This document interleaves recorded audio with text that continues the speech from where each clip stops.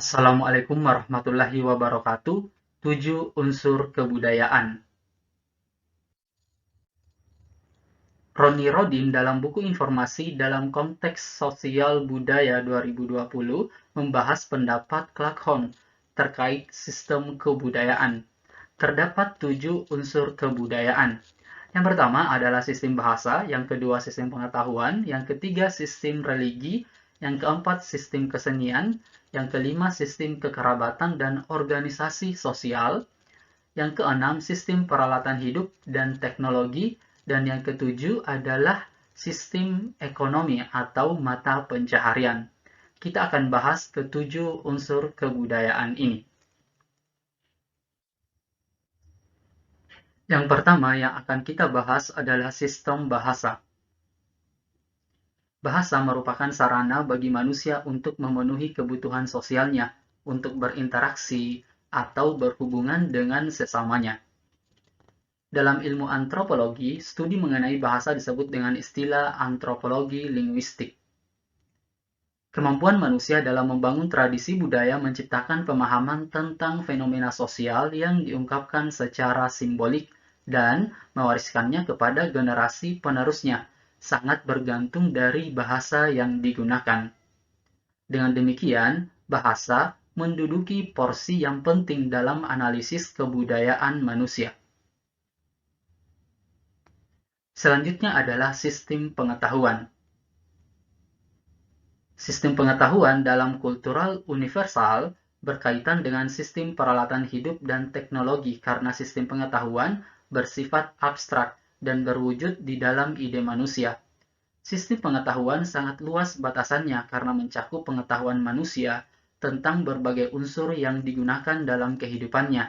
Namun, yang menjadi kajian dalam antropologi adalah bagaimana pengetahuan manusia digunakan untuk mempertahankan hidupnya.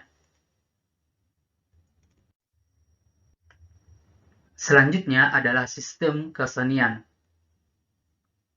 Perhatian ahli antropologi mengenai seni bermula dari penelitian etnografi mengenai aktivitas kesenian suatu masyarakat tradisional.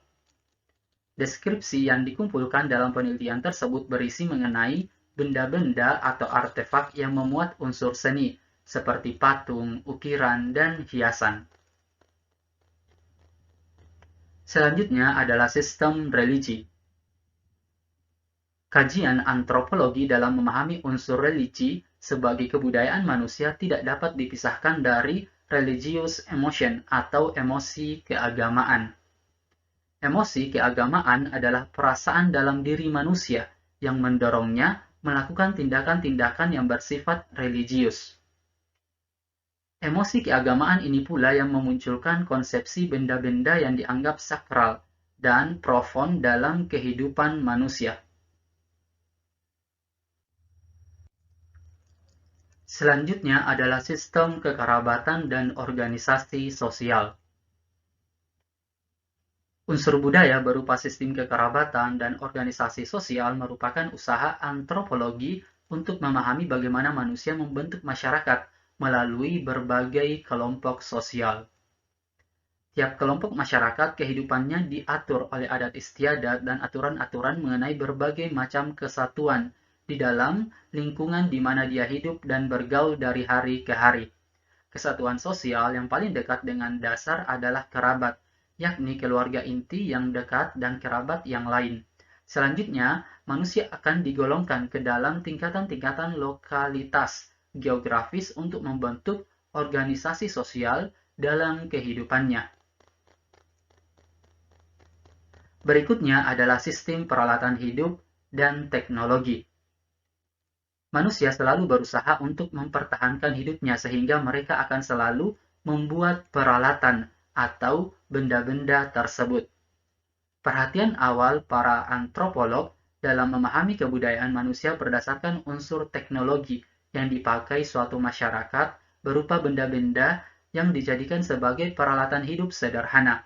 Dengan demikian, bahasan tentang unsur kebudayaan yang termasuk dalam peralatan hidup dan teknologi merupakan bahasan kebudayaan fisik. Dan yang terakhir adalah sistem ekonomi atau sistem mata pencaharian. Mata pencaharian atau aktivitas ekonomi suatu masyarakat menjadi fokus kajian penting etnografi.